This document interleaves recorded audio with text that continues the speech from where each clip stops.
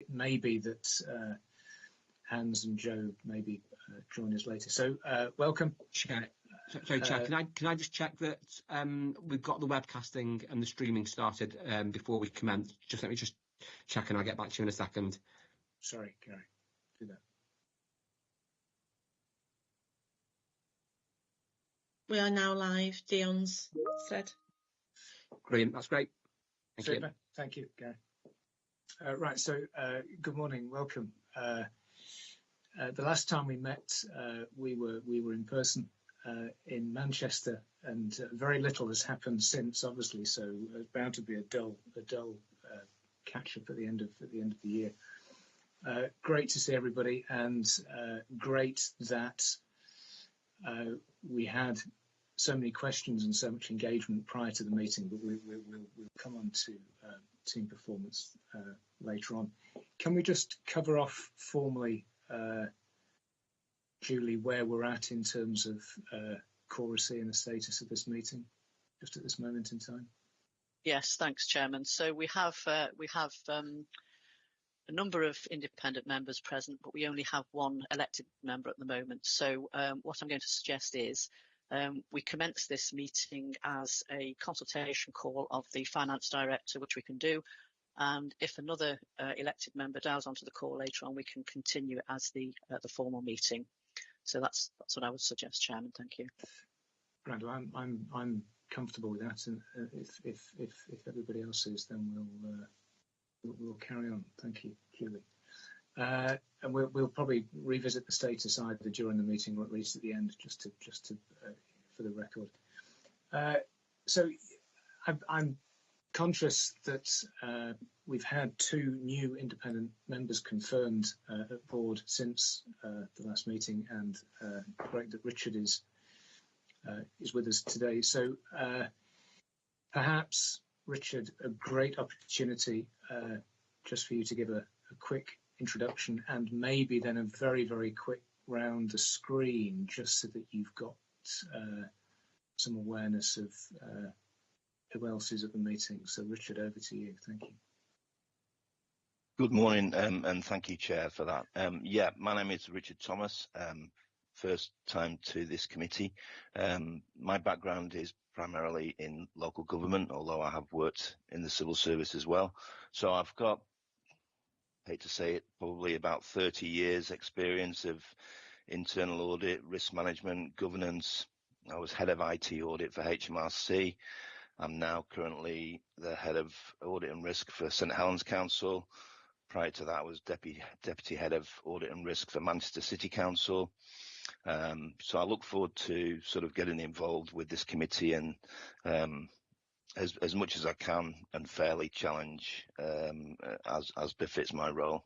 Thank you. Great, thank you. Can we just do a Joanna, perhaps as the elected representative on the committee, if you were perhaps to go next. Thank you. Okay, thank you, Chair.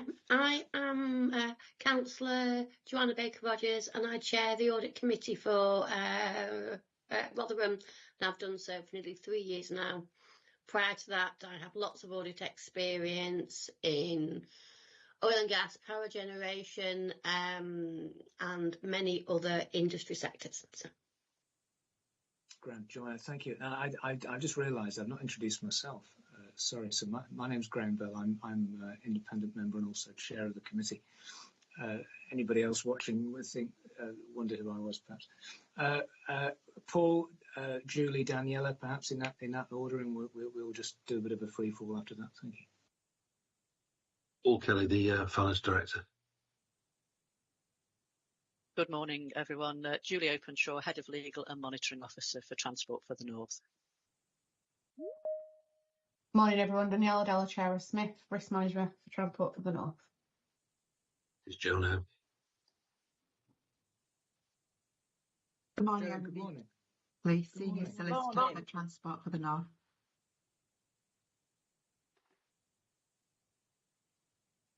I think we have Joe Reid online now, Chair. Yes, I'm here. I've lost camera for some reason, but... Sorry. We were just doing a bit of a round screen, Joe. Richard has kindly introduced himself. Are you in a? I am. I'm just trying to turn my camera on. Don't ask me why it's turned it off in the first. To be honest, let's just carry on around the screen, and maybe we can come back to you in a second. Okay, Alex, no problem. Did you want to say hi, Alex? Good morning. Yes, I'm Alex Hyatt. I'm from RSM. I'm Associate Director and I oversee the delivery of the internal audit plan. Thank you. I've got Joanne next on my screen. Hi, it's Joanne Barclay, Senior Solicitor for TFN. Darren, maybe in that order. Hi, it's Daniel Watson, the Director with Mazars, the External Auditor. Morning, folks. Darren Oldham from TFN, Deputy Chief Exec, and I'm here today. I think you may have frozen, Darren. Sorry, Darren, you froze. Can you just repeat? Sorry about that. Yep, Darren Oldham from. It's one of those frozen connections. Again. One of those connections. Darren, we'll come back to you, Jonathan. Yeah, I'm Jonathan Brown, Strategic Rail Lead Transport for the North. Has anybody not said hello yet? We've got Gary and Andrea. This is waited very patiently. Hi Graham, hi everybody. Katie Day, Director of Strategy Analysis and Comms at Transport for the North. I'm just here to support any sort of questions or queries on the risk register and quarterly operating report this morning. Thank you. Sorry, Katie. Darren is still frozen. We'll hopefully you may need to reconnect, Darren, and maybe we can pick you up in sort of live mode after that.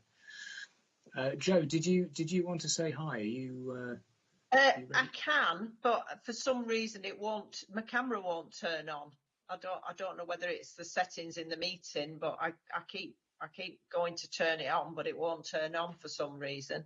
I'm more than happy to say hello, but hello, Joe. Just introduce yourself briefly, perhaps just for everybody else's. So I'm Joe Reid. I'm one of the new independent members of the Audit and Governance Committee. I have a background as a corporate treasurer and sort of 10 years in social housing. So my work has been around controls and anti-fraud and so on and so forth, viability. Excellent. Thank you, Joe. Michael, did you have a question? Sorry, I just wanted to just for new members, just to frame both the internal and the external audit. The members will note that internal audit and external audit attend every meeting, and they have a standing agenda item for raising any matters that they feel applicable, which is usually involving from the internal side is the presentation of reports, but also equally could therefore give any opinion of anything that's happened in the intervening period. So it's a little bit strange for some people to see them around the table all the time, but we think it's a very transparent and a good way of operating. Great, thank you. I think we've got you back, Darren. Did you just want to say hi again? Sorry. Apologies for that, folks. The delights of working from home with others also sucking the broadband today. Darren Oldham from TFN, Deputy Chief Exec. Excellent, brilliant, thank you. I know we've got Gary and Andrea with us, and a lot of it wouldn't happen without them. So, quick hello, Andrea and Gary. Andrea Shepherd, Executive Assistant for TFN, and I administer this meeting. Morning, everybody. Gary Rich, Democratic Services Officer for TFM. Grand. Excellent, thank you. Have we got anybody else, Andrea, who hasn't... Did we hear from Dion? We did we? Good, excellent, thank you. That was worthwhile it wasn't just an introduction to new members. It was a good reminder as to who we have. And Paul was able to add a wee bit of colour in terms of why we have the attendance that we have. So I think if we're okay to carry on and cover off declarations of, we can see you now, Joe, incidentally. I know. I don't. Welcome. It's always better to be able to see you. I'd love to explain what's gone wrong, but I've no idea. You don't need to. Just to cover off declarations of interest, if anybody has anything which they believe is a conflict, either in general or as an agenda item, then please shout now or make that point known as we get to it on the agenda. If everybody's okay to carry on. I trust, just moving on to the minutes, I trust that folk have had the opportunity to read the minutes. We are required to approve formally the minutes from the previous meeting, which was in September. I'll just canter through. Please shout if anybody has any points to raise. I didn't see any points regarding the agenda ahead of the meeting. Apologies if I've missed anything. We did have, I think, quite a fulsome and entertaining discussion about risk last time. Hopefully we'll have another one today. Thank you for capturing the flavour and detail of that discussion within the minutes. I think the minutes read well, and I thought they were very accurate. We also had, as part of that, a discussion on deep dive. Obviously, it's difficult to capture the detail of the deep dive in a set of minutes, but I think that also gives an accurate and reasonable flavour of what we talked about. I don't think there's anything necessarily to raise in regards to business plan or operating report. I think we do obviously have an update on the audit situation with regards to where we are with regards to fieldwork and reporting for internal audit. So we'll cover that. Things have moved on perhaps from the minutes. We'll cover that as part of the meeting agenda, as well as external audit. We covered the audit and governance annual report. Incidentally, immediately after, or soon after the last meeting, a number of us attended board. I presented on behalf of the committee. It was a very brief presentation at board. We were perhaps a little squeezed by some more pressing issues at that time. But I was able just to raise this point. I was given the opportunity at board to speak about the work of the committee, and I chose to highlight the relationship that the committee has with internal audit.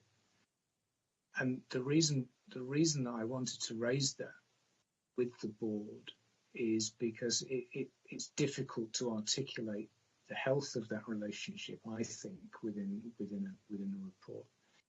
And as I said to the board, I think the relationship that this committee has with internal audit, I haven't seen a better one. And I think members of the board were actually, they welcomed that level of assurance, because it is, as one of them said at the time, it is something they do worry about. It's very difficult for them to get an insight and understanding of that level of detail. So anyway, just adds a wee bit of flavour to that that point on the minutes from the previous meeting, and I think that was about it. If everybody's happy that the minutes represent an accurate record of that, I think we're okay, and we can move on. We do have Julie, just back to the formalities. It doesn't really matter what governance arrangements you have. One of the key requirements is that they work.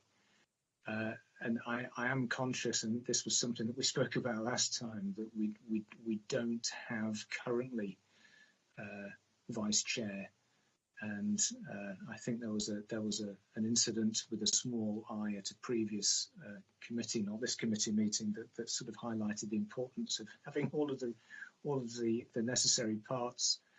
So, Julie, just for people's visibility and understanding, would it be possible just to briefly describe what the responsibilities of the vice chair would be?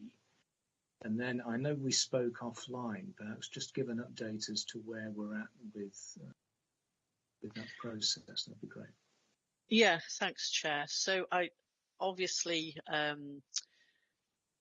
we don't have a written description of the Vice Chair's responsibilities, and we wouldn't expect on a regular basis to actually need a Vice Chair, but it's good to have one, as for every authority meeting, if that person is needed. So I think it would largely be to chair meetings on an occasional basis, as you do as the chair. I wouldn't have thought that there was an enormous amount of additional responsibilities, apart from obviously potentially being briefed along with your chairman's briefings that we have, and generally being kept in the loop as to what's coming forward at subsequent meetings in case that person needs to step forward as vice chair.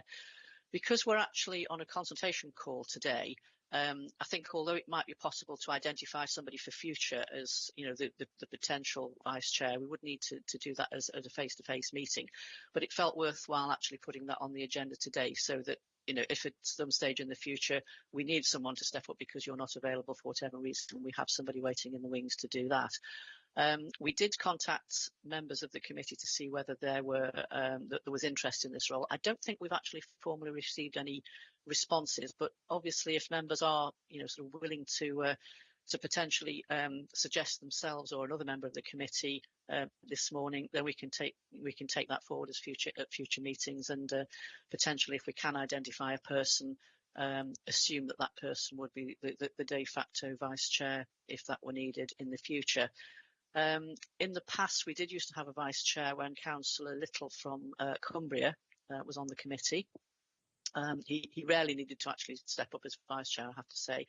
On that occasion, it was an elected member, but I don't think there's any necessity for it to necessarily be an elected member. It could be one of the other independent members as well. I'm conscious, obviously, that we have some fairly new members on the committee, so members may or may not be willing to sort of step forward at this stage. But I would say that even if we don't try to close this off today, it is something that we ought to think about for future meetings, and perhaps people can give that some thought. So I hope that helps, Chair. Yeah, no, that's good. Thank you. I mean, maybe unless anybody thinks otherwise, maybe if we could. And again, as part of the minutes, just confirm the point, but give people the opportunity and encouragement, if you like, to identify your interest, if you have it, to become vice chair. And I think maybe at the March meeting, Julie, we look to confirm that appointment. I think that would be a reasonable way forward. It seems a little unnecessary to go beyond March in terms of clarifying where we're at. So if folk are happy, if they can identify their interest to yourself, Julie, is that the, from the administrative point of view, is that the best way to do it? Yes, that'd be fine, Chairman. Thank you. Grand, good. Okay. So not wanting to shut anybody down in terms of if they've got a vice chair speech prepared, maybe just hold on to that just for a bit. Splendid. So if we are happy to continue into risk, Daniela, I know that a number of points were raised in advance of the meeting in respect of risk, and some of those have been responded to. I'll leave it up to you, Daniela, obviously, as to whether you want to touch upon some of those as you go through, or whether members want to pick up those points themselves. But I don't want to double up and sort of go over stuff that's maybe already been responded to, but at the same time, it may be worth highlighting points that folk have raised. So over to you, Danielle. Thanks, Graham. So yes, definitely, I've got that in my mind as well to just bring up at certain points. So don't worry about that. So firstly, I just want to acknowledge some of the updates that I've made to the corporate risk register, taking it as read, and just for new members really, so they're aware. On page 3, as part of the executive summary, just underneath it tends to give you an overall view of our current risk environment, and then it goes into some of those key changes that have been made in the period. So following on from the announcement of the cancellation of HS2 phase 2 and the proposals of Network North, TFN are currently sort of reviewing potential implications of new risks that are going to be considered as we gain further detail as we go along, and updating and reviewing existing risks that we've got to reflect the current environment that we're in. But the corporate risk register, you will notice, has been updated to reflect some of those changes already. So you'll notice on the dashboard on page 6 that last time we met, we had 2 risks that were categorised as very high in red. We've now got 4 risks that are categorised as red, and the two new ones that have come into that category are 647, which is a rail risk, and it's around individual programmes not being aligned and the expected benefits are not realised. And the reason that risk is there is because now we need to gain further clarity, as there's a lot of uncertainty within this area around the core of the MPR and also the proposals for Network North and how all that fits together. So that risk will get updated over time as we gain sort of more certainty and more clarity. And the other area that's gone into the red category is 881, which is around the endorsement of the STP. So again, based on the removal of HS2 phase 2 and the announcement proposal for Network North, the STP is currently being revised. So I think last time we met, it was due to go to board in December 23 for endorsement. So that date has now moved out, and we've delayed that to March 24. So they're sort of the main points that I wanted to raise around the risk register. Now, I know we did have a number of queries that came in via email, which related to rail. And I know we have sent a response to that, but I think it would be useful, and Darren and Jonathan have kindly come today to sort of take any questions, or if anyone wanted to gain sort of further clarity or detail around some of that. It'd be probably a good opportunity to take some questions now, really. That's a good time. Grant, thank you, Danielle, and Darren, Jonathan, thank you for coming along, because it obviously adds a level of quality to the discussion that's perhaps difficult to gain without you. So can I invite Councillor Baker-Rogers to begin with, if there is anything that you would like to pick up in respect of either what Danielle has covered or looking at the rail related risk, or even sorry to come in, or even STP, because Katie's on the call as well. So sure. Yeah, any of those areas really. You're on mute, Joanna. You need to unmute. Sorry. There you go. Sorry. There you go. It's okay. I will get it right one day. Right. Obviously, adding 2 more red risks doubles our quota of red risks, but I quite understand why they are red, because of the uncertainty, because of the volatility, because of the times that we actually live in. And is it my understanding then that as we progress towards March, we will get more certainty, which will allow the risks to be brought down and hopefully come out of the red category? That's the hope. Yeah, and that's over the next sort of couple of months. You know, I'd hope next time we meet, 2 of those risks at least shouldn't be red anymore. That's what I'm hoping anyway. You know, as we gain further clarity, and there's a lot of uncertainties at the moment, so hopefully that will become clearer, and the assessment of that risk will change. Maybe I can sort of try and help a little here. I think perhaps where we are, the way I broadly see it, is there are two different areas of uncertainty. The first uncertainty is around what did the government announcements actually mean? You know, in terms of what did it actually mean for HS2? What did it mean for Northern Powerhouse Rail? What did Network North what actually was it? And what are the consequences for the North? Now, I think the reality is that that's still being developed by politicians, by Westminster politicians and officials, and that's been the case for a number of weeks. And as time goes on, that more certainty solidifies around that. We get more sense of what it means for the North, timelines, what will happen, what won't happen. And we're on a spectrum there. We're moving along that. The second element, though, is what does that mean for the North, and what does it mean for TFN? What do our members wish that, how do we wish to interpret that? So I was particularly keen to be here today because literally this time yesterday, we were at board presenting a paper on Network North, which Martin, our chief exec, took members through, because there's that second level of this is what's in effect being done to us.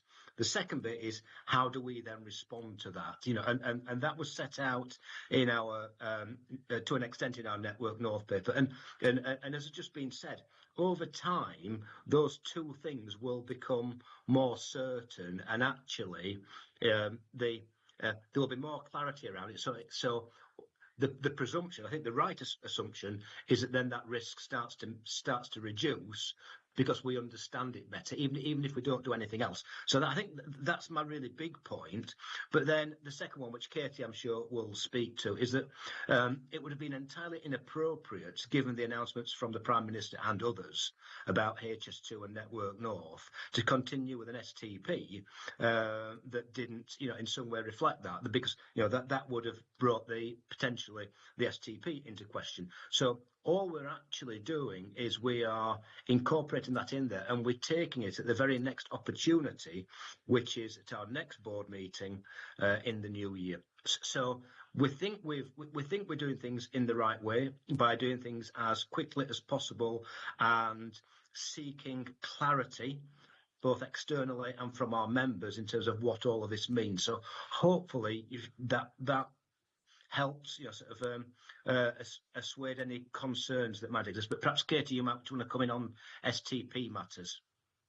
Yeah, thanks, Darren. So I think probably just worth saying 2 points in relation to the STP. The STP, we are obliged under the regulations that establish TFN to prepare a transport strategy, and that transport strategy has to have due regard for current government policy. So while we were on the home run to take it through to December board, because of that policy announcement that was made on the 4th of October, we now need to assess the implications of that. And the paper that Darren referred to that we took to the board yesterday, entitled Transforming the North, set out what we believed the implications were and set out some recommendations which we're pleased that the board were happy to endorse in terms of next steps. I think the second point I would then make in terms of the STP, though, is the STP is about setting the high-level ambitions and strategic outcomes that we wish to see for the region over the next 30 years or so. And the benefits of focusing it on strategic outcomes is we're not therefore listing out every single scheme or intervention that we believe needs to happen. We're setting out what we believe the future needs to look like for the north of England through better connectivity. So by doing it that way, what we're actually expecting to do is potentially make only some very minor adjustments based on the feedback from the board yesterday, because actually the vision, the strategic ambitions and the bulk of the outcomes that sit within there, including for strategic rail, remain the same. The policy solution may now not be HS2 north of Birmingham, but actually the board is still clear that they would wish to see NPR in full, that's the TFN preferred network, and they still wish to see the same levels of connectivity and capacity that would have been provided by HS2. And while there are some welcome announcements within Network North in terms of support around there for some additional electrification schemes and for buses and for some further local transport funding, that's another step on the journey. There are still a number of key connectivity and capacity issues, bottlenecks in our region, for example, Leeds Station, the Castlefield corridor, that must be resolved if we are going to level up and achieve the connectivity ambitions that we've set out in the strategic transport plan. So on the back of the board meeting yesterday, we'll be taking that paper and taking the wording of that paper and the feedback from the board and just making those small amendments to the plan early in the new year, and then we'll be bringing it back through governance into February and hopefully to the board in March. So I hope that sort of gives a little bit of reassurance really around our direction of travel here, but more than happy to take any questions. Yeah, I'd just like to say, Katie, thank you for that. You've really summed it up very, very well. And I think, yes, we do want to definitely improve connectivity. This is what we're here for. And we thought that HS2 was going to be one of the ways we could do that. Now, because that's not happening, we need to find different ways of doing that. And this is the journey we are on, which is quite apt, as this is transport for the north. So thank you very much, Katie. Thank you. No problem, Councillor. I hope that's helpful. And I think that's the key point here. It might not be HS2 anymore, but the underlying needs are still there, and we've got to make that case in the STP. So thank you for your support. Richard. Yeah, thank you. I did raise some questions around this via email, and as a new member, obviously I've done my due diligence and done some reading. I suppose on the report, I'm well versed in risk, and thank you for that very comprehensive report. I'm reading it, and I know it's an easy to put together a corporate register, given where I believe the poly that we're in to the UK, so disinflation, Ukraine, that's going on. To see quite a few flashes on there. So thank you for I'm gauge his, I suppose, disappointment just to result because the plan things flow, and I'm delighted. You know, you're gonna on the 30th. So, and I spent on fixing.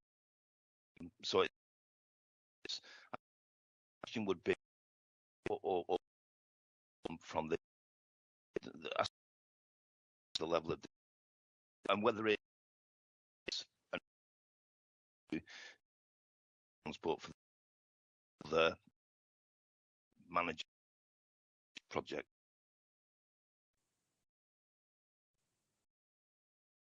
Correct. Yeah. What understand the fact is really what we, you know, so Director General from talk in some sums of money. I mean, and I think yesterday at our, that is something to be genuinely, though, to outcome are haven't changed, you know, term, but the that was all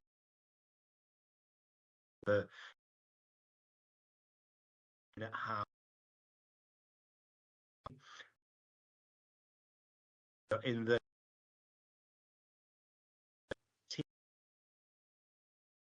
political their view strongly. They actively, we have to be able to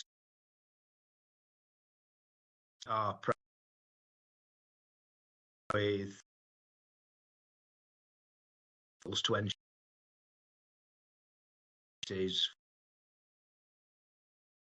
so that drive by our book they have to be a tightrope. The real outcome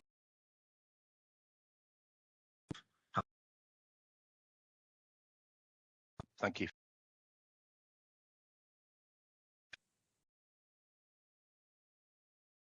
Can I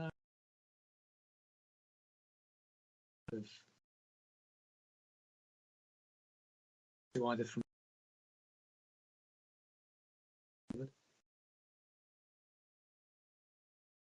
Oh, yes. I just of the terms of the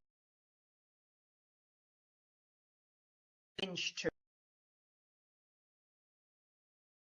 say it's not to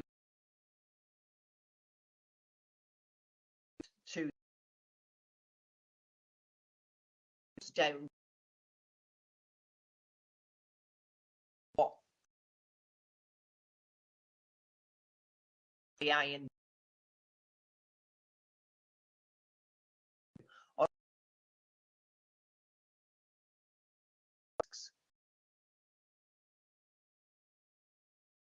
two Yeah. things. Already on was actually for approval.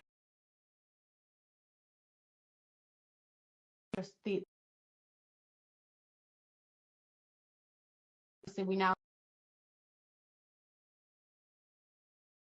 we're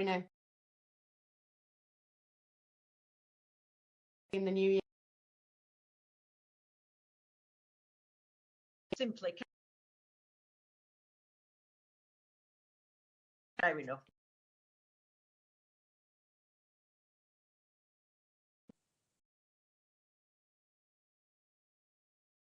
Is there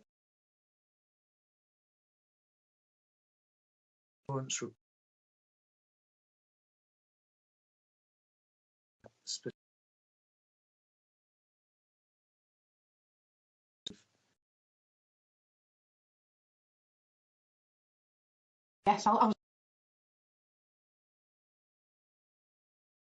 Joanna's got Yeah.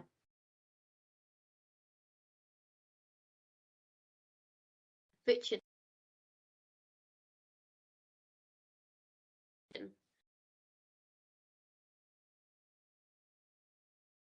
Over that opportunity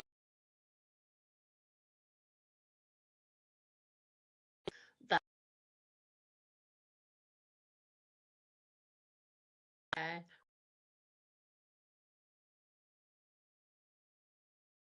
get think about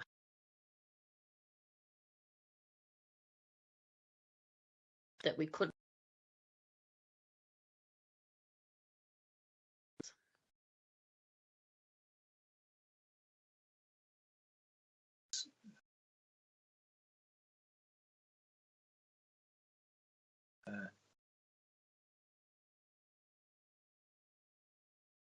the interest words? I think it was a word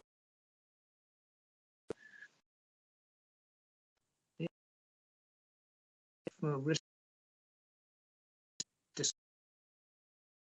isn't always a word that you very.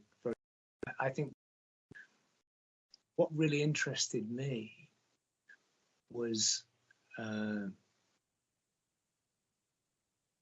the ambition that we have for the North.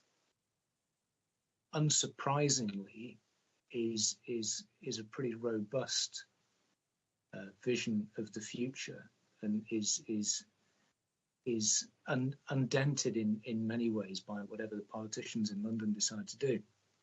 But it's how effectively is TFN managing the risks associated with selecting that strategy and then executing that strategy. And you know, we can't predict the future. We can't predict every policy decision that's made by central government that affects us. But you know, there was a decision which wasn't one of our core assumptions in terms of delivering that strategy. And it isn't so much disappointment that resonates with me. It's perhaps, does the risk register give us enough insight into how effectively we're managing the risk? Because if we keep ratcheting up uncertainty, then we simply have more and more red risks on the risk register. All that's doing, this isn't meant to be critical, Daniela, it's just a reflection of the content. If we reflect on the risk register increasing uncertainty, that's all we're doing. We're not necessarily reflecting the organisation's ability to consider risks. So what foresight? How good was its foresight? How good was the insight in terms of the immediate decision points? The organisation's capacity to respond to change. I know we are responding, but how good is that response? That's what I want to see as a consumer of transport infrastructure. That's what I want to see when I think about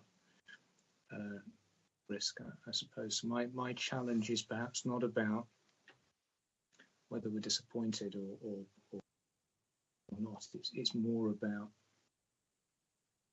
with hindsight, could we have managed that risk better? And if one of our strategic objectives is to be listened to, arguably the North hasn't been listened to date, because that isn't the decision that we would have made, perhaps. But you know, it's that sort of, it's a different way of thinking about the risk register. It's sometimes a useful exercise just to take a bit of a fresh view. Joanna, sorry, go ahead. Joanna or Joe? I was just going to ask Joanna first. Sorry. Okay. Sorry. I think you've gone back on mute, Joanna. Sorry.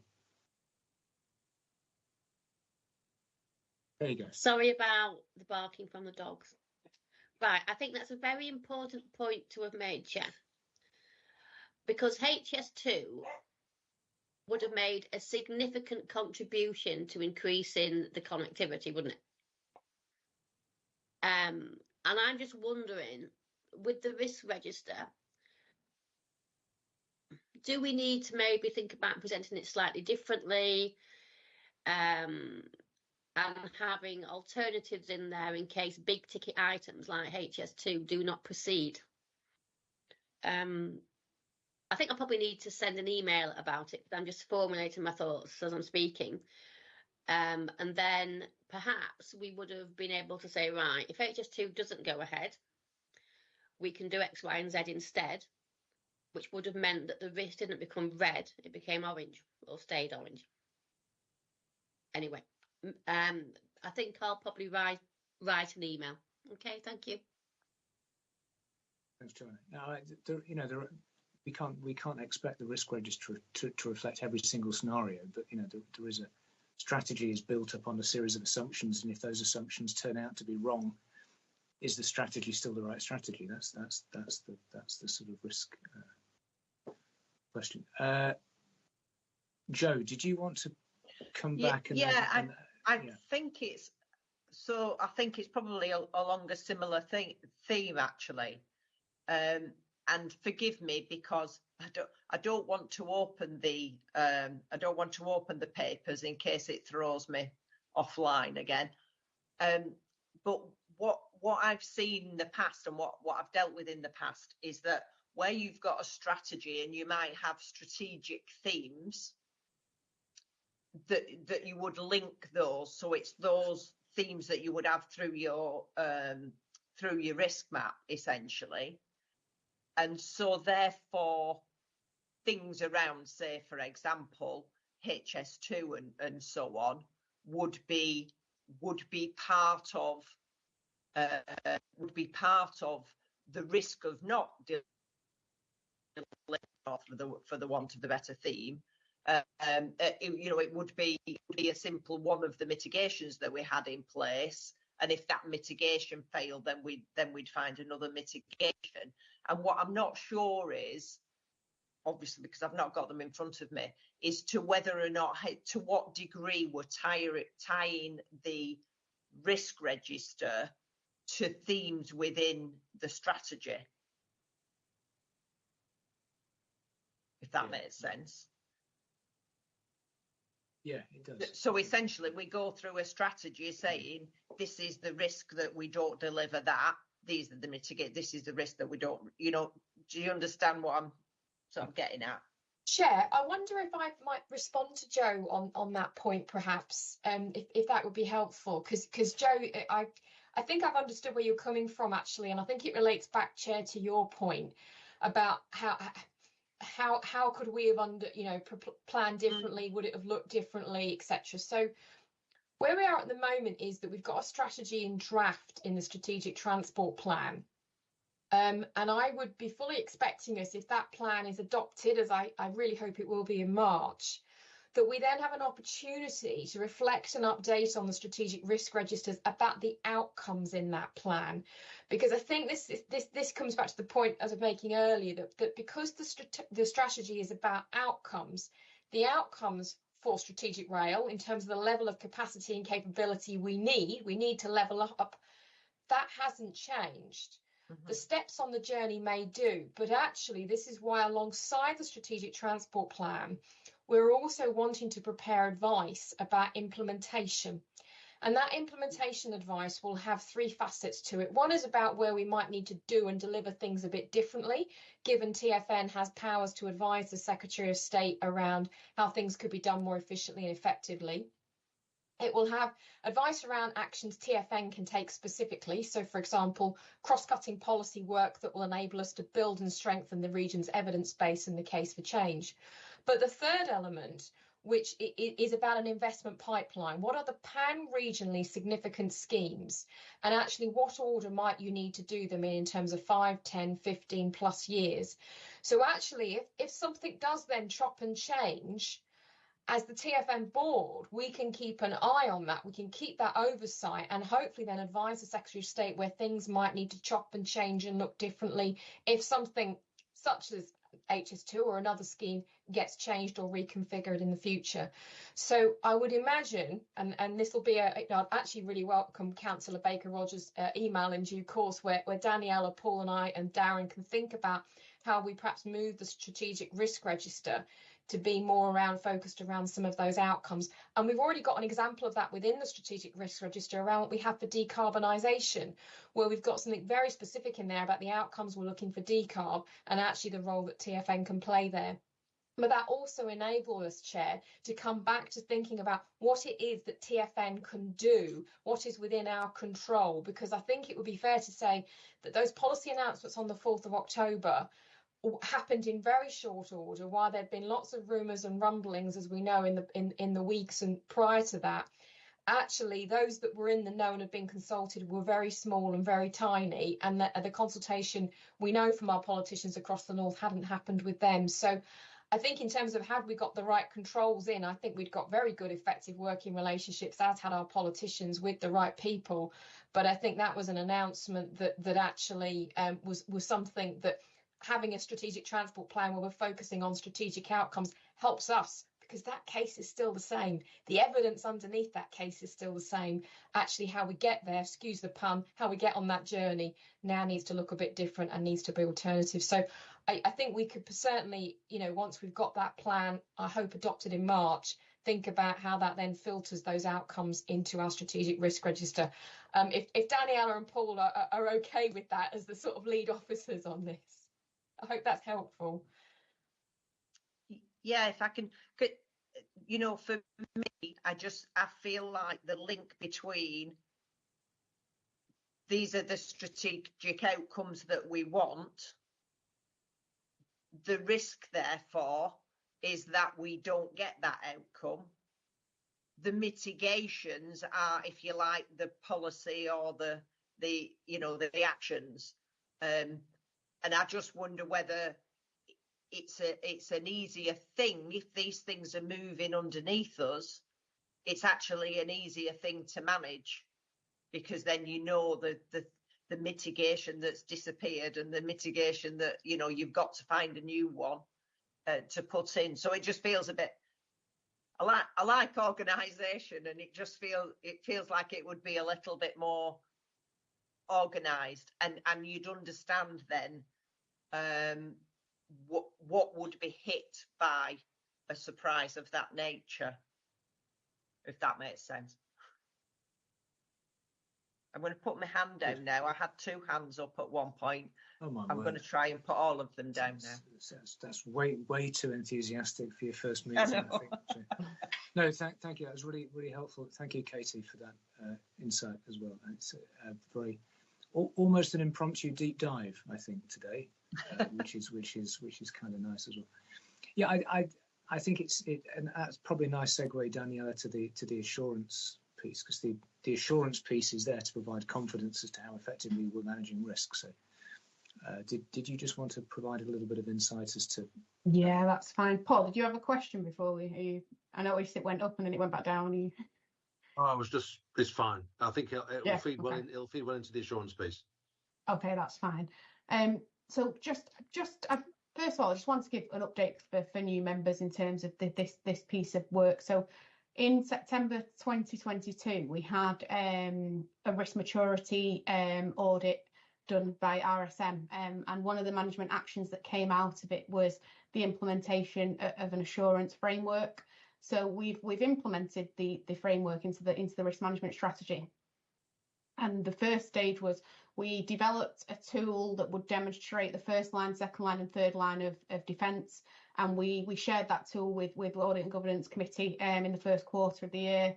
And what we've done is we've used that tool, and we've held reviews with TFN CEO, directors and senior management team, and looked at all risks on the corporate risk register and the controls that are against them. And what that has done then is we've condensed it into the summary report that you see within the pack. So the outcome of the review that we've done is we've got 19 corporate risks. 18 of those are showing that there's effective controls in place, and one is down as accurate. There were other outcomes of doing the review as well, such as we closed a risk. There was control assurance actions that were put in place. We identified 4 deep dives, new controls, amendment of risks as well. And I think interesting actually, because Richard sent us an email, and he said it appears that a lot of it is green and it's looking rosy. And I think we share that view. I think it's something that we should say that we do share the view, and we have operating board have considered this report, and we have modified the outcome in certain areas. I'd like to take one of the risks as an example, and it's risk 920, and it relates to TFN's compliance with good practice and our processes. And that is a risk that's one that I think we need to consider wider. And I think as we start to look at that, will it affect the score of other areas of assurance within the functional risk register, or do we need to then go back to the corporate risk register? Does it link in with that? And if so, how does it? So that's something I think that's to come in the future. But you will notice from the report in the last column where we've got gaps in evidence and actions required, there are a number of things that, even though if a risk is showing as effective, it could have 8 controls in there and one of those could be adequate, in which case we need to sort of look at that in further detail and identify what we can do there. I think that was the only sort of query that came out in the emails, but if there's anything else, does anyone want to sort of discuss anything further with that, or?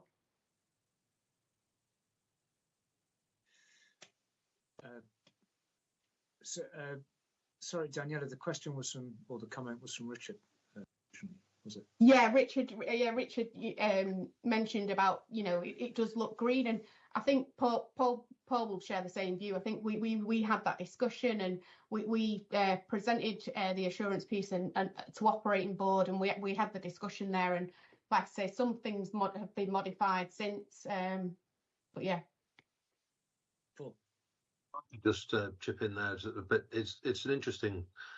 I think the assurance piece was a very valuable exercise to do as a point in time, and this would have been, a couple of months ago.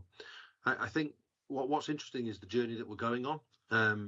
We have a lot of our processes that were set up in 2018 when we started as a statutory body, and the world that we were in back then is very different to the world that we're in now in terms of there's a lot of devolution. Metro Mayors are in place.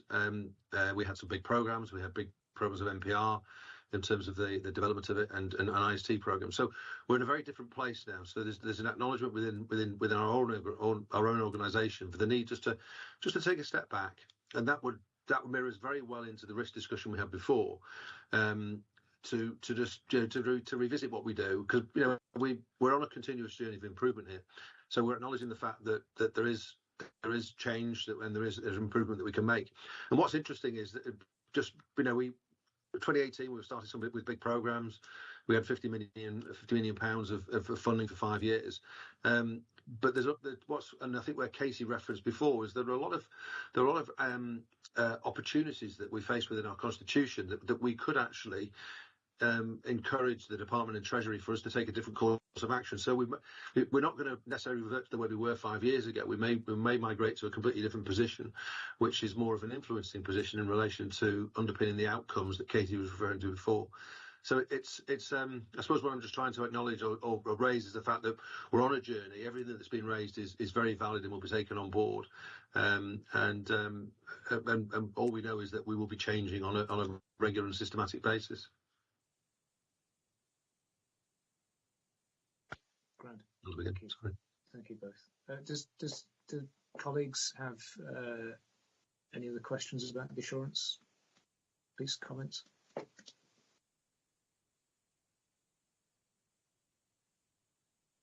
Yeah, I think it's a very welcome development, Paul, Danielle, in terms of that sort of ongoing maturity of where we're at in terms of risk management infrastructure and what have you. I think the earlier question is still that I posed is still relevant. I guess is maybe to Richard's point that we have a document in front of us that suggests that the controls are effective, almost exclusively effective. I guess the searching question is, if we can identify the controls that are in place and we can confirm that they're operating as intended, is that the same question as, are we managing the risks well enough? the point about, you know, and it pays sometimes, I think, to be really, really self-critical. You know, we can have all of the engagement, infrastructure, arrangements, personnel we think we need, and we still miss a policy announcement, and it takes us by surprise, and it undermines a lot of what we're seeking to do. And arguably, that's what happened back in September. You know, that emerging risk, which was a you know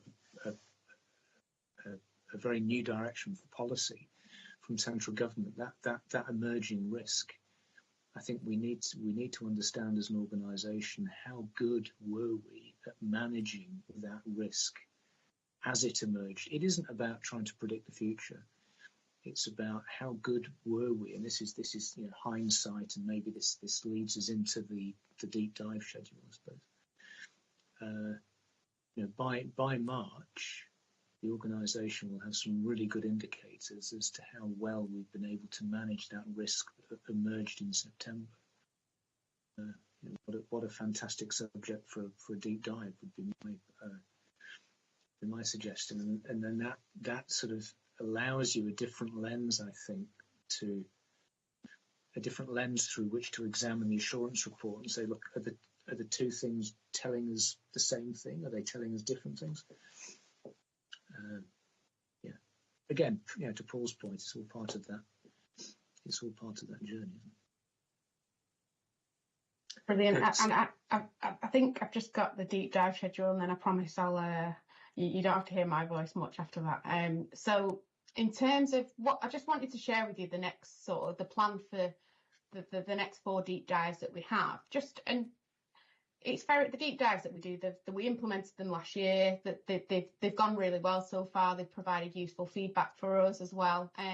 But they are flexible. So as much as we've put something down that we feel are important, if anything comes up that's industry specific or a priority area that we want to look at, then we can amend the deep dive as to suit. I think March 24, we've identified that we'd like to look at the TFN offer. I think, and the reason we've selected this is because it's sort of newly introduced and sort of in its early stages. In July 24, cyber disruption and attacks, the corporate risk around that. I know Audit and Governance Committee have expressed in the past, you know, that there's a real interest around that area. So that's something that we're going to do for July 24. And we've selected for September 24, we've selected material, so the funding risk. So it's all about material variations from medium-term sustainability. So the reason we've selected this risk, and it's for the timing really of it, because we've got a funding allocation that takes us now to the end of March 2025. So in Q4, we will be looking at receiving a new funding allocation at that point. So that's the reason we've selected the September one. And then the December one has come out of the assurance review really. So and it links into risk 920 around TFN's good practices and processes, and that's why we've selected the one around compliance with applicable law and exceeding its powers. So I guess, is there any sort of questions or comments on that? Is there anything on within the next sort of 12 months that someone would like to see that isn't on there at the moment? I guess is a good question. Richard? Yeah, I was going to suggest probably later, but I'll bring it in now, is that audit committee effectiveness, I suppose, being Cora would be one. The other thing would be, if you're going to follow the SIPFA guidance, or probably, I don't know, it's a good place to start with regards to assessing this committee's effectiveness. A suggestion would be a future work programme for the committee. So just for the committee that I attend within the council, it's got a future work programme, and therefore you can sort of schedule things which there'll be regular things which go through the committee, like statement of accounts and the risk register, audit, internal and external audit. But I would suggest would be helpful just so you can plan ahead as to, you know, what deep dives are coming when and who's going to attend future meetings of the committee. It just helps. It helps me anyway, just to formulate the calendar and sort of balance the workload of the committee. So the ask would be just for a really simple 2-page work program going forward.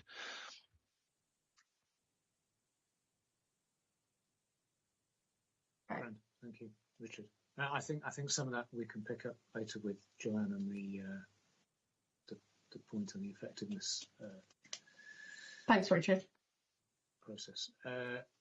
Joanna. Thank you, Chair. At some point next year, probably, there's going to be a general election.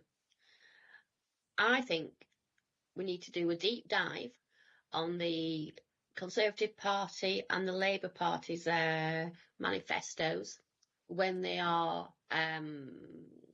announced, so that we can make an assessment of what could the impact be on us.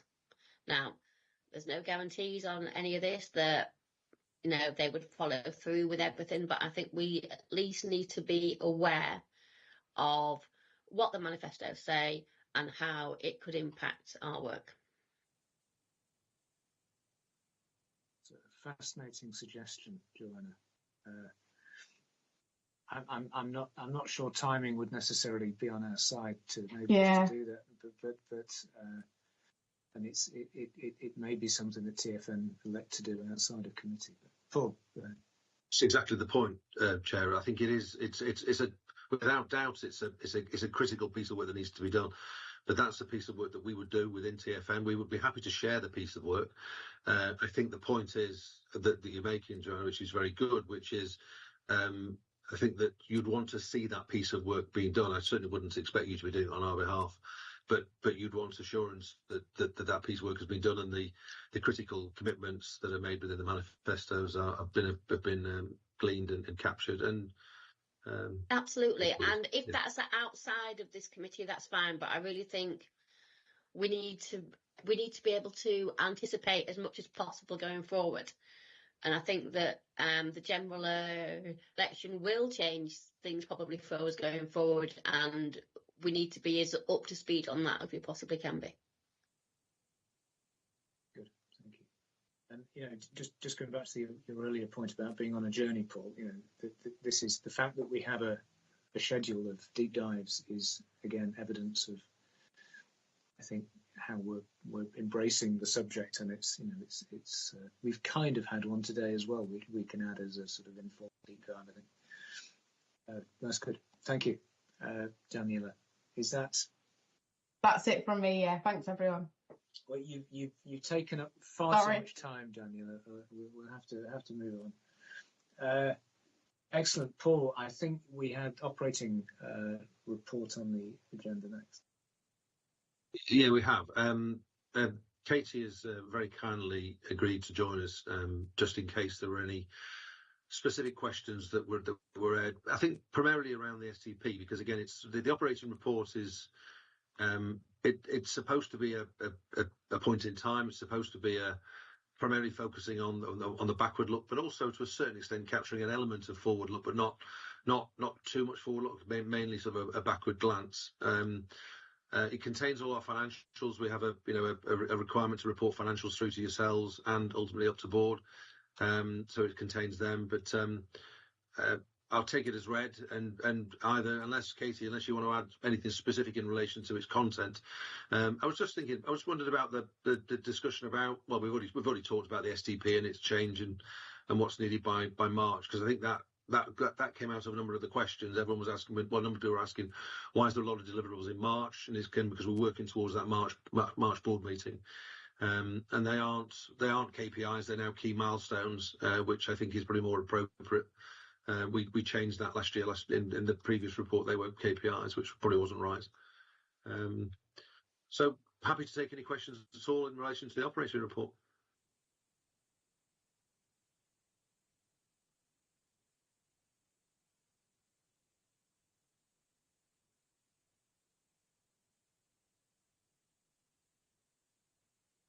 Is it because it's such a good report, everyone's very happy with it? That's what it must be. I think it's... Sorry, Chair. No, go ahead, Katie. I was only going to say, I think it's fair to say that the operating report, we are still evolving it. I think Paul and I would like to be presenting to you perhaps a slightly sharper and more focused report. So that is going to be a work in progress. So I hope by the time that we're into sort of 2024 that we're able to deliver that. But the intention was always very much to give a much clearer indication about where we are against those milestones within our business plan. I come from an environment where I had an audit committee that would consider a chief exec's report every time they met in terms of that performance against the business plan. And I do think that's quite helpful. And I think that's where we're trying to move to. But, you know, I hate to use the pun because it is a pun when it's Transport for the North, but we are on a journey with that, I think, to create that report to give a slightly sharper focus to it. So if you could just bear with us a little longer, but the intention is that's what we want to achieve, to give assurance around our performance over the course of the year and delivery of milestones.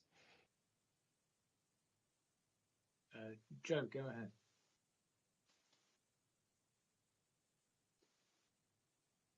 Are you there, Joe? You're on mute. You do have your hand up. There you go. Yeah, I must remember to unmute when you put your hand up. That should be the rule.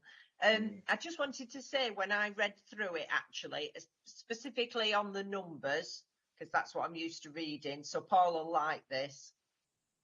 As I read through the numbers and the questions formed in my mind, I found the answers before I had to send an email. So I just wanted to comment on that, because I love that.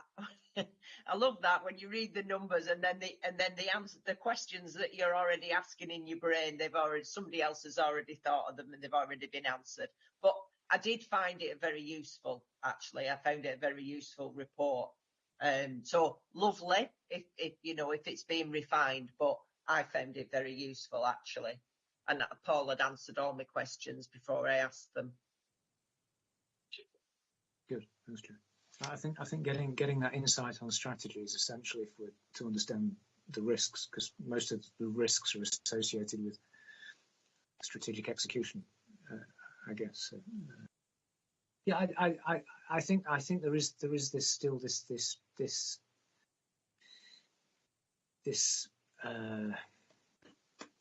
so as conditions change, if we are confident that the strategy that we started with is still the right strategy, I just think it's such an important point. I think you almost need to sort of come back to it time and time again. And maybe that sort of deserves its own section within the operating plan. It's why is it still the right strategy? I think it's such a good question, such an important question. It almost deserves an explicit reference. Anyway, there we are. Reflections. But yes, good. Thank you. Bless you. Are we okay to move on? Internal audit. So I think we mentioned internal audits in the minutes. I think the position with regard to field work versus reporting has changed a little from where we were in September. I know that Paul has shared a view, I think, a forward view of internal audit activity. So, Alex, I'll let you pick that up. Thank you very much. So I'll take the progress paper as read, but just to give some context to new individuals on the committee, what you have is our progress paper, and it sets out where we are in terms of delivering the audit plan. It pulls out themes and any key changes to the audit plan. At the last meeting, there was some discussion around the timing of a couple of audits and when we should undertake these reviews, and you'll probably see some of the notes that have been shared and some of the questions that have been asked. And it was agreed with management just to reflect some key changes in personnel, but also the timing of the relocation as well. So what we did is just to make sure we provide that flexibility in terms of completion of the remainder of the audits for this current year. What we'll just provide you with is a verbal update. So in terms of two reports. One is the staff mental health and wellbeing audit. That's actually been finalised, and more than happy, as I said, I've shared a notes with Danielle and Paul, that happy for that to be circulated. That's provided substantial assurance, and again, I'm happy at the next meeting to give you some context. You'll see the full details of that review as part of the committee presentation. And then there is one review, which is the IT security review, and that's been issued in draft at this stage. So again, we are waiting for confirmation of factual accuracy and agreement of the actions in terms of that one. So again, that one will come to the next committee. So just to give you assurance that the programme is moving forward in terms of completion, we have performance management appraisal starting in January. A scope has been issued, and also a scope has been issued in regards to the value for money review, focusing on procurement, which will then conclude the audit plan, and obviously you will see the reports come through to the committee. And pause that stage, I'm happy to take any questions anyone may have from that paper, and then I'm happy to pick up any questions anyone may have on next year's paper, if that's okay. Richard and Joe, this is obviously an opportunity for you to get a better feel for where we're at in terms of internal audit. So Richard, go ahead. Yeah, thank you, Alex. Obviously, being an internal auditor myself, it's interesting, really interesting to read your reports. You could probably confirm for me that you probably do 5 or 6 jobs, five jobs a year for Transport for the North. My question is really what I like to see, or what my audit committee is really interested in, is the level of outstanding recommendations that the organisation carries, and also how long they've been outstanding in terms of 3 months old, 6 months old, past their implementation due date. The committee probably fully understands that. For me, the value of an audit is the recommendations and the implementation of recommendations to strengthen the control environment. And the question, I suppose, is without looking back through the notes, because is the level of outstanding recs monitored, and would that be, how many of them are there, and do we need to, would it be of value to this committee to maybe do a summary of what those outstanding recommendations are and how old they are? Because just in my own organisation or previous organisations, there was a attempt at, well, there was a policy of extending implementation dates, which I'm not a fan of at all, because basically what you're doing there is saying, okay, I'll implement it in 2022, and then, oh no, I'll implement it in 2023, and then I'll implement it in 2024. So what you're doing is basically continually exposing the organisation to risk, because you've not done what you said you would do to the internal auditor. So I'd just like to get a flavour of the level of outstanding audit recommendations, please. Take myself off mute would be useful. Thank you, Richard. No, really good comments. So with that, we do an annual follow-up review, and a good progress was made in regards to the actions. So there were 13 actions that we followed up relating to 22-23 audits, and there were two actions that related to the prior year, because any that aren't implemented form part of our follow-up work moving forward. So I think in terms of embedding actions, there was good progress from me. That's a good test of agreement of actions, and we use management actions rather than recommendations. So one of the things that we find is really useful is actually you get more accountability because you've got that agreement rather than imposing recommendations. So we take that into consideration as part of our follow-up work. And I think a question has been raised before at committee of whether it'd be useful to see a summary of actions. Clearly, from the size and scale, obviously there's 13 actions. I think if there was a point in time, and Paul, you might want to comment in terms of this, is if there was any that actually were going to be delayed until or superseded, for example, that would come through from a to the committee in terms of accepting that change. But what we do tend to say is that we do the annual review. There's always an option to do a live follow-up as well, so that you can see it through the progress paper. As actions are implemented, we test them, we validate them, and that comes through to committee. So there's different options of us making sure you've got that information without, I guess, creating more documents for committee if they feel comfortable with the action. So again, hopefully that answers your question, but said more than happy to take any comments. Thank you. So I think can I just respond now to something that Alex mentioned? Some of the old. I mean, there was one particular point. I think there was two from 21 and 22. One in particular was a review of a policy development framework that actually, when the audit was done, we were in the. We had a different. The world was different, as in we were in an environment where we were developing lots of policies, but where we migrated to after that audit was that, but actually we probably don't need a policy development framework. What we need is more of a project management framework. So the review migrated from being a development of policy into development of project, and that was accepted by the team, because I think, and accepted by the audit team, and there was a work stream, and it's actually just finalising now.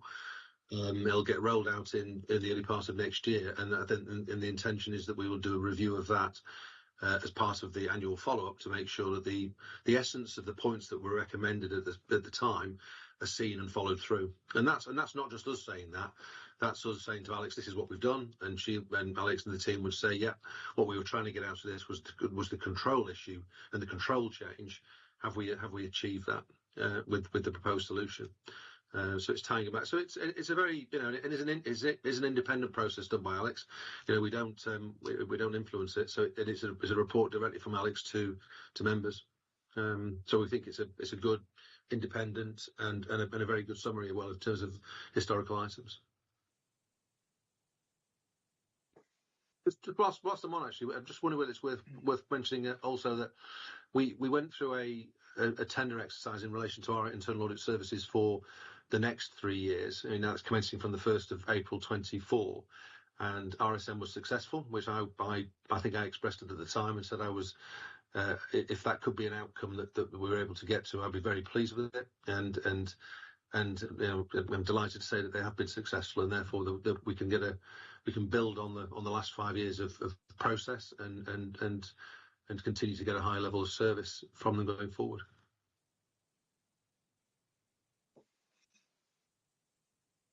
Right, Joanna.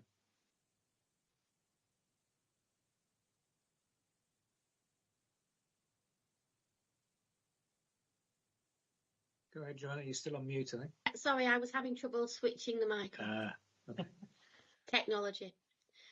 Yeah, I would just say that as someone who's done a lot of audits, I am also very keen on the percentage complete on time.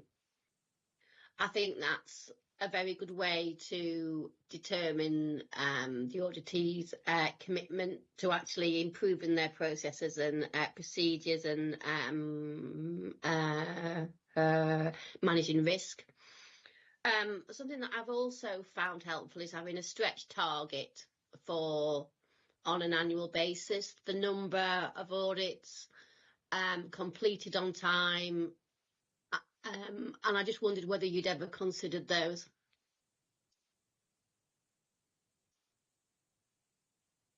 I'm more than happy to comment, Joanna. No. So in terms of audits completed on time and our KPIs around completion, whether we issue our scopes within a certain period of time, the responses, the draft reports, all come together as part of the annual summary. So again, we can show the performance and also responses, obviously, from management as well in terms of those reports. There's also, we can include qualitative KPIs as well. So, for example, benchmarking and elements like that. So hopefully that answers your query. Good, thanks, Alex. Is it worth just covering off where we expect to be in terms of the forward plan? I know you shared it via, I think Andrea sent it around via email. Yeah, no, so in terms of the next steps, obviously, as Paul has mentioned, we've obviously gone through the tender exercise, and the next steps, we just in the process of agreeing the new contract, and then we will be looking to schedule in meetings to talk through the audit plan, look at the risk register, and also have the engagement from a committee as well in terms of the areas of coverage. And we will have an annual plan, but also a forward-looking strategy. So what has been shared is obviously at a point in time, but clearly taking into consideration the discussions today, some of the risks, and also the what I call the operational risks that sit underneath some of these key risks around some of the functions and systems that are in place. They were taken into consideration. So it's a I guess a three-way process in terms of agreeing the plan and moving forward, but keeping that flexibility as well. Sorry, Paul, you probably put your hand up slightly before me, so apologies. You've said everything that I'm saying. I just think there's a point about timing here, which is an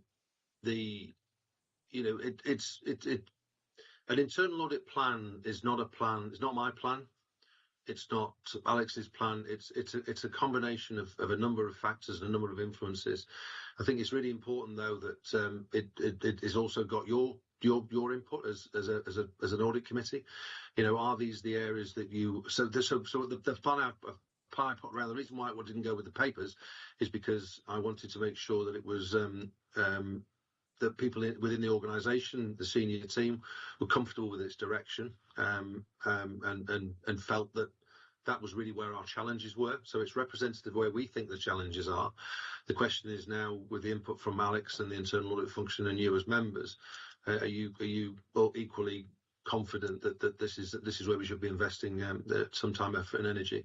It's not fixed in stone. It's primarily designed as a way of getting the first one or two across the line, because that's exactly what's going to be scoped as part of Alex's work in the final quarter. But years 2 and 3, we would agree a plan on an annualised basis around about this time, whether it be about December or January of each year. We would agree a plan. It could look very similar to the draft plan that's there, or it could change. Depends on, again, we are a fluid business and things can and do change. So we'd be willing to have a degree of flexibility.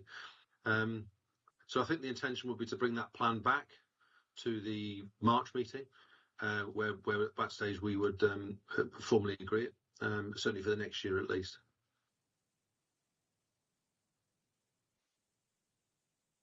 Yeah, I think to help us engage with that process, which is obviously the right process, I think if there is something that you can provide, I'm just looking at the TFN offer and the policy development audits as examples. I think getting a feel for how, Alex, you see the potential scope of those, for those early audits in the coming year. I think that would be particularly helpful, because it's Sure. my sense is they're probably the right ones, but the scope is so important in terms of where you look and how you look at stuff. Did you have anything else, Richard? If you wouldn't mind, Chair, I've just got a supplementary. It's just on the cyber work. It's for Alex.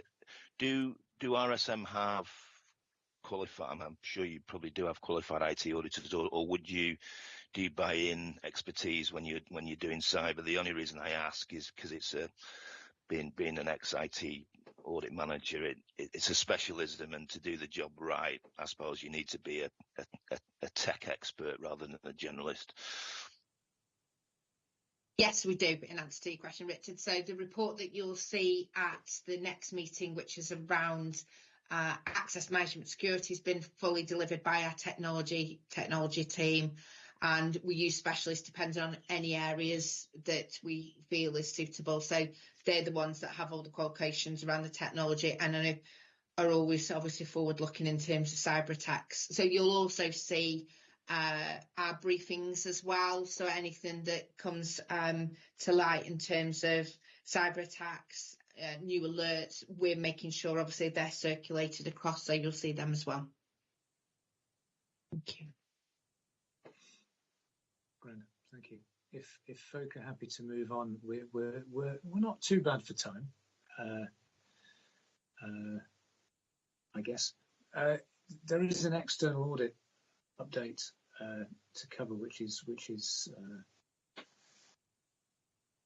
particularly important given some of the movements that we had last year, Daniel. So if you're okay, just to cover that up. Yeah, thanks, Chair. So at the last committee, we presented our audit completion report, and as part of that, I mentioned that the only outstanding item for the audit was the audit of Greater Manchester Pension Fund. That work's now complete, and while there were no issues at the pension fund audit which would impact on Transport for the North's accounts, part of what the auditor does is provide us with some underlying information which, in theory, feeds into the actuary's estimate of Transport for the North's pension liability. That's identified some differences between the data as at the year end and at the point in time that the actuary took a slice of that data. So they tend to take a slice at around month 10 and forecast forward. Unfortunately, you've had some quite significant transfers into the fund between sort of month 10 and month 12, which means there are some differences between them. So Paul and I have been in discussion about this, and Paul's been back to the actuary, so we're just waiting for a revised report to come back from the actuary to check whether there's any material differences based on this year-end information. If not, we'll be able to sign off the accounts pretty quickly in the new year. If there are, it may just mean that the pension figures in the accounts need updating for that year-end information.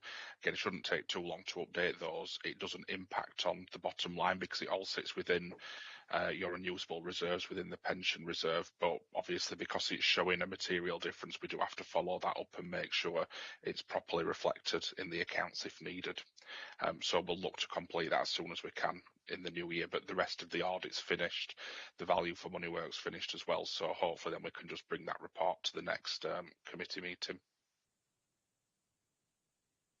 Happy to take any questions. Grand, thanks, Daniel. That doesn't sound like it's anything other than you expected the process to be, I guess, when we spoke last time. Yeah, I mean, it's disappointing that there's a difference because in most years you wouldn't have a material difference like that. I think it's just unlucky that these transfers in came right at the end of the financial year, so normally it wouldn't be picked up. But Paul and I have been talking about how we can try and avoid this in future years by getting a report based on sort of year-end figures partway through the audit process so that we can pick up any differences at an earlier stage. But it's one of those things really, it's just unlucky about the timing of the transfers in. Joe, you have your hand up. Yeah, I just wanted to ask what the number is, the material number is. So we audit to a materiality of around £340,000. Okay. The transfers in for the full year were over £1 million. So it's that sort of scale we're looking at.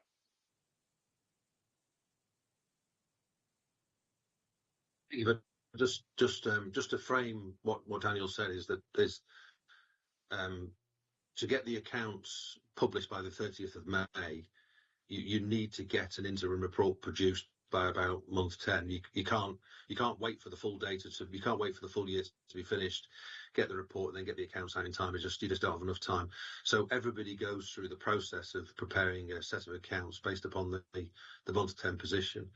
I think the key that we got teased out this year was that actually if we'd have taken a step back and said, well, have we had some significant movements in the period since month 10 and year end, and the answer was yes, we did, but at the time we didn't know this, we didn't ask the question. But had we asked the question back then, we would have run these reports at the time, and then we would know the answer now as to whether it's a material change or not. So so the process has been the same every single year. It just hasn't had material differences because there's been no major transfers in or transfers out in the period from month 10 to year end. This year being the exception when I believe it's linked to the two new directors that came into the organisation.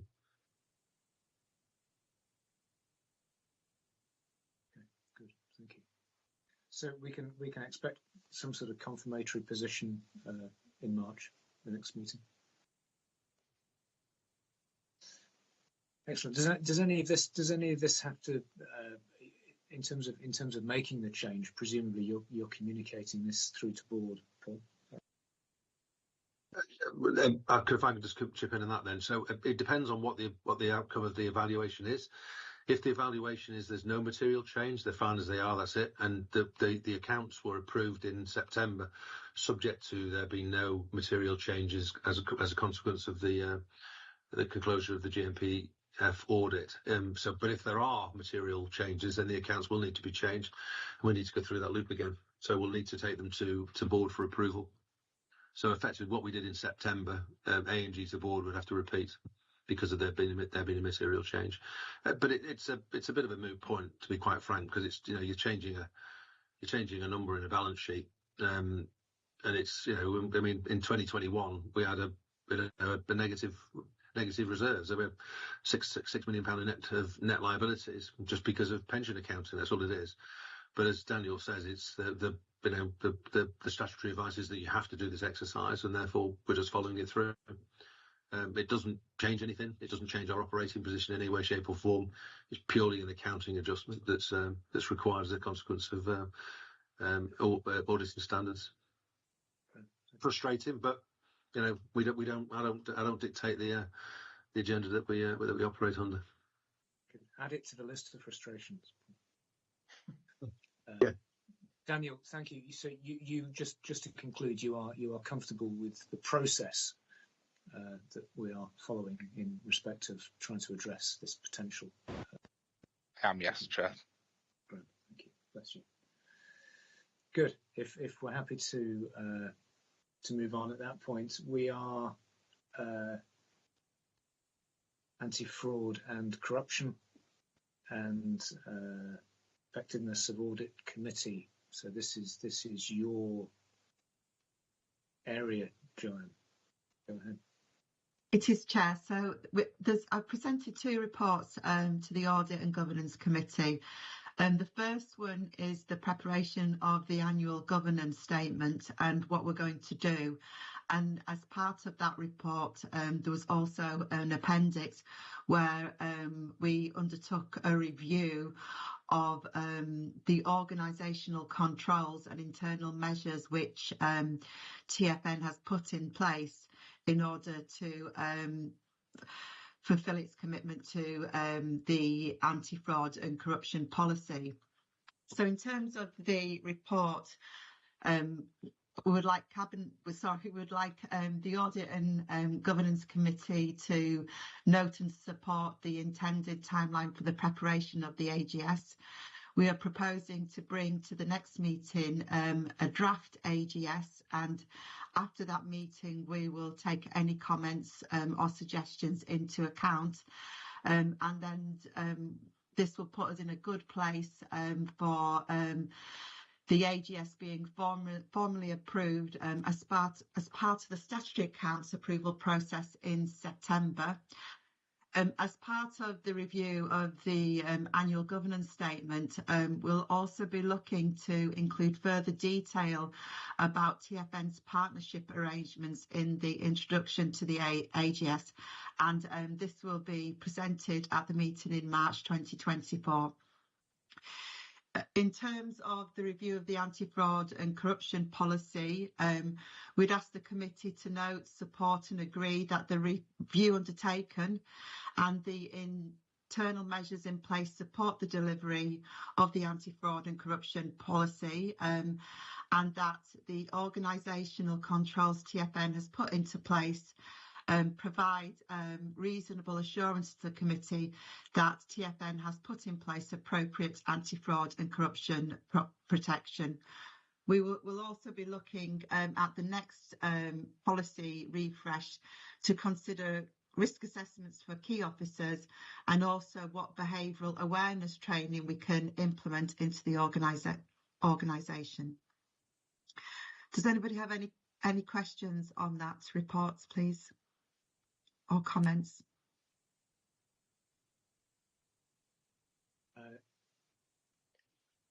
Richard, go ahead.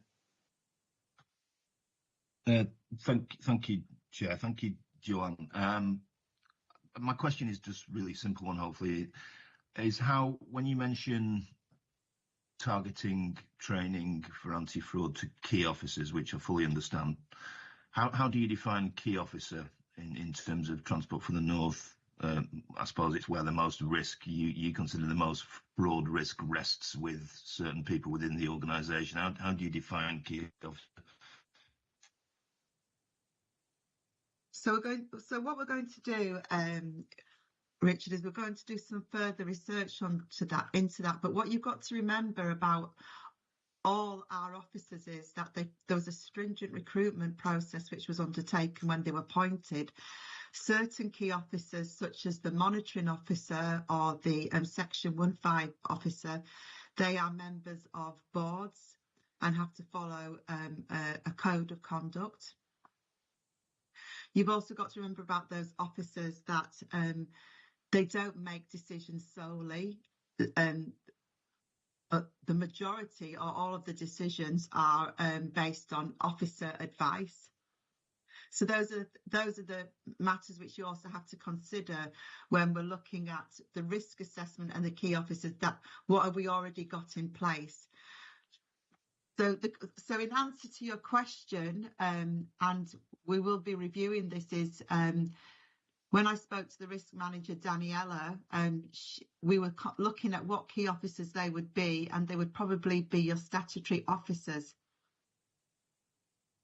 But we'd have to think about the type of risk assessments, if they were necessary, and how they would be undertaken. If I could just chip in here, I think, and I don't mean to sort of talk over you there, Joanne, but I think we've yet to do that assessment, Richard. I think it is an interesting question, because you've got to step back and say, well, where is the risk? And I think collusion is an interesting one. Collusion is, because, just take the monitoring officer as an example, which is Martin Tugwell. There's not a lot he can do as an individual, and there's not a lot of us can do as individuals. It requires a stream of individuals to be acting together in collusion for something to happen. So I think it's focusing on individuals is good, but I think focusing on the process that could result in a fraudulent activity is the more interesting one. I think, again, it's the interesting question is how do you commit an organisation? Ultra vires, can you commit an organisation to an action as acting as an officer in isolation?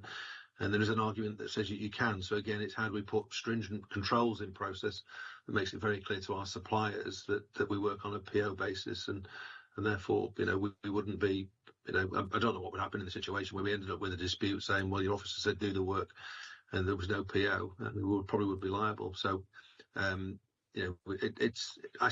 think it comes back to process, not necessarily individuals, and the part that the individuals play in that process. But I think we've got a bit of work to do internally just to nail this. Could I just chip in there, Chair, just to correct a minor point that you said, Paul, but an important one, but a slip of the tongue probably. I'm the monitoring officer. Martin's the head of paid service, but I think that's what you meant. But all the points that you've made are relevant, and I think you're right to say that this is something we're going to be looking at in some further detail. Thanks. Apologies, Julie. I think your point, Richard, is clearly valid. It's a risk-based approach to the application of controls. I think that's the step where you can begin to recognise behaviours and think about how to monitor those behaviours and what to do if you witness those behaviours, which is just as important for folk in the organisation. Did you want to come back on anything, Joanne, or was that? No, just to say that there is already training in place, which managers have undertaken. For example, there was some whistleblowing training, as part of everybody's induction into TFN. They have to go through governance training on the Constitution, and they also have training from the risk manager, the procurement manager and finance manager as well. So there are already internal controls in place to monitor this as well. Yeah, Joe, go ahead. Hi, can I just, in terms of the training, is that a programme that is sort of repeated annually? So I appreciate when people are having that training when they're inducted, but is there a sort of a suite of those sort of programmes annually, or something that people have to go through? So what we're going to do, Joe, is as part of this, we've done the review and then we've had some feedback from the chair as to what he's suggesting we look at going forward. And I had a very short meeting yesterday with our HR and training manager to discuss these things. So it's still something which is a work in progress. So if you could just please bear with us, and we'll come back to the committee next I just week. wondered if that was the intention, because obviously it's people do these, and I know I've had ones where it every 12 months, or it feels like every week, but every 12 months you sort of redo the programme, and especially especially in terms of things like, fraud risk and that type of thing, is there can be a bit of a moving feast, and that's just that the intention is to keep things fresh in people's minds, I suppose. Like we have very good communications, internal communications with TFN at TFN, so we can look to maybe put something in the bulletin or do something when we have a live TFN, a short presentation, and we could look to do that going forward as well, where everybody within the organisation reads these things or is present at the live sessions. Yeah.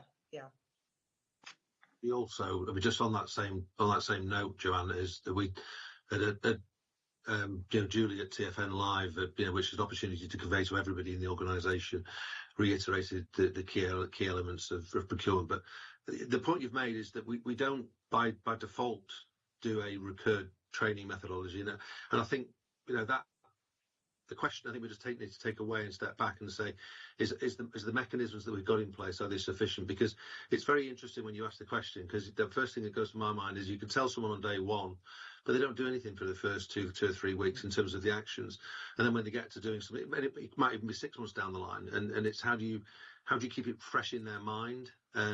So I think the answer is we should do something, just not quite sure exactly what it is, but I think it's a combination of a bit of initial training, a bit of refreshment, and a bit of reminding at TFN. I wonder whether your HR team, in actual fact, will probably be fairly familiar with companies that do these, a suite of programs, things like money laundering and bribery and all those sort of things that you have to be on top of.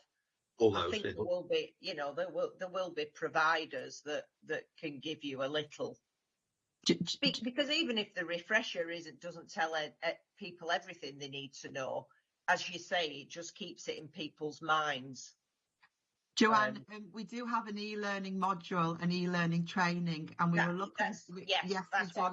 And we've already got a number of potential training we can do as a repeat. So we are onto this. It's just that we haven't had a long time to review and think, how are we going to implement this into the organisation?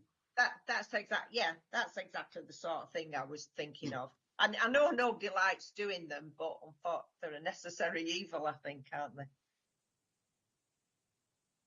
Grand, good, thank you, Joanna. So I'm going to get my dates wrong, I think, but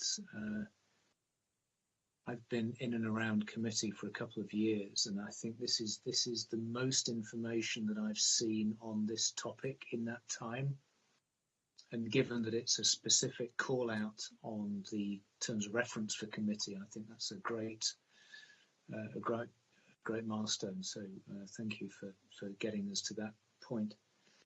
And sticking with you, Joanne, we are looking at committee effectiveness. And just to repeat something that I touched on very briefly earlier, in that time, this is also the most engagement, I think, prior to committee that we've had from members on topics raised. So just as an indicator of effectiveness, I think, again, we should be more than pleased with the position that we're in that respect. But go ahead, Joanne. So in terms of this report, it's to appraise members on the implementation of self-assessment tools, which will assist members to monitor their effectiveness. It's considered best practice for a committee to review its effectiveness, and CIPFA recommends that this is undertaken on an annual basis and that this is reported in the annual report. We've got a timetable which is in the report for the proposed rollout of the self-assessment tools, further guidance. This is something which was included in the Audit and Governance programme for 2023 to 2024, and it was headed Active Consideration of Committee Performance. I think by doing this and undertaking the self-assessment is going to help develop the committee and to assist it in providing the required assurances via the annual report. And then a more detailed report on this is going to be presented at the next meeting in March. Has anybody got any questions on this, please?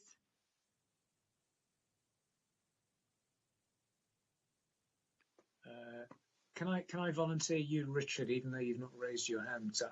I say that only because I know that you've had some direct experience on such matters. Yeah, thank you, Chair. I mean, I've been through numerous audit committee effectiveness reviews. I used CIPFA as the template. It is.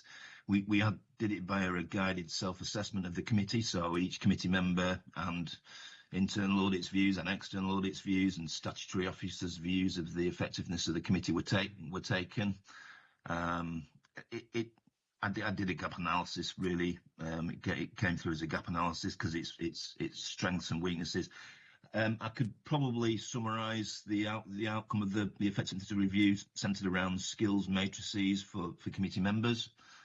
And training of committee members, and as you mentioned, Chair, the kind of strength of challenge and the engagement on the committee is also, it's hard to put that in tangible terms, but those are the sort of the feedback from the statutory officers of whether they're, how valuable the committee is to them as well.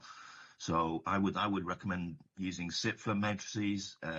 And I'm quite happy I can help Joanne with that if she needs any help. But it was a questionnaire and a gap analysis that we did, which gave us which focuses us in on training of committee members, and also the appearance of other officers where necessary. So as chair and as a committee, we could ask certain people to come and give presentations to the committee on certain topics, which again it affects.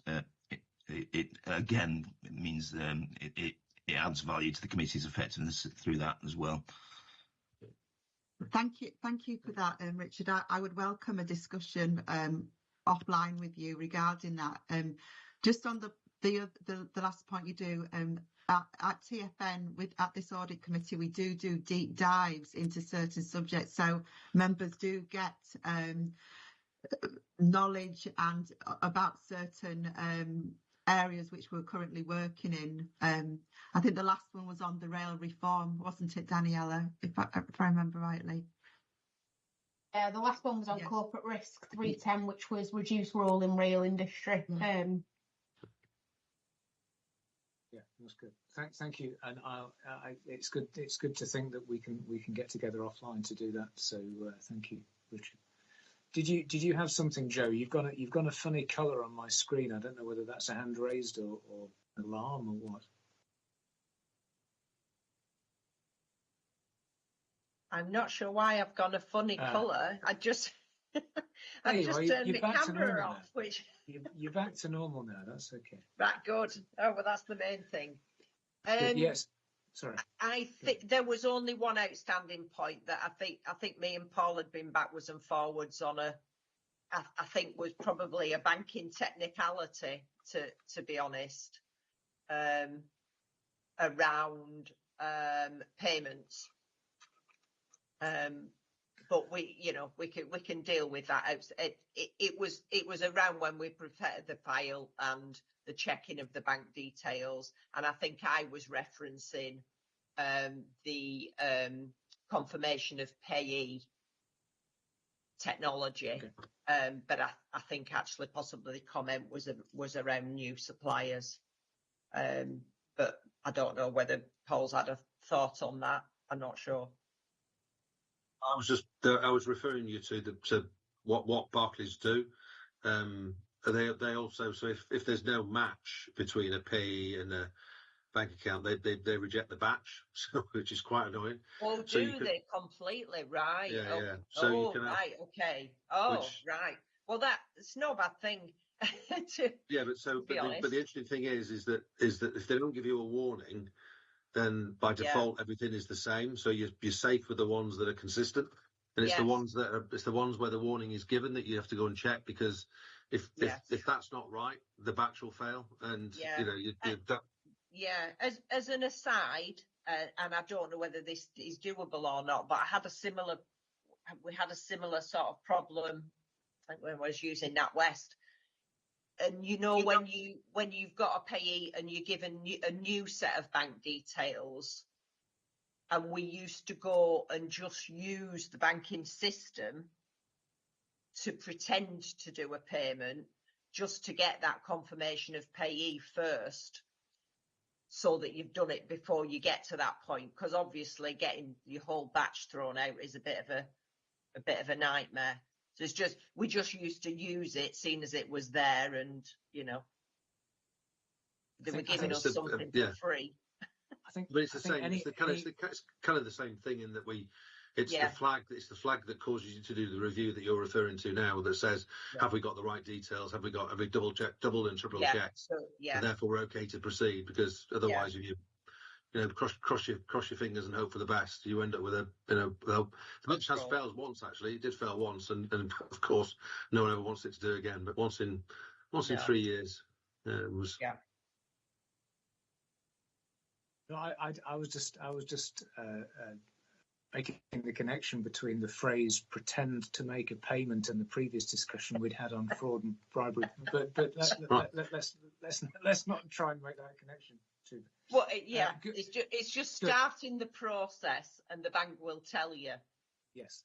So it's basically just using their technology without danger. Okay. I get it. Right. Good. Yeah. Would you mind? I need to drop off now, Chair. That's okay. Yes. Nice to meet you. I was going to wrap up anyway. Thank you. Thank you, Richard. Thank you. Bye. Thank you, Joanne, for that summary. And we are a couple of minutes over. I do apologise. Great discussion. Thank you, as always, to those who contributed. And we have, I think, the date, Friday the 8th of March, is in my calendar. Look forward to the minutes, Andrea. And unless anybody's got anything, that's it, I think. See you. Happy Christmas. Happy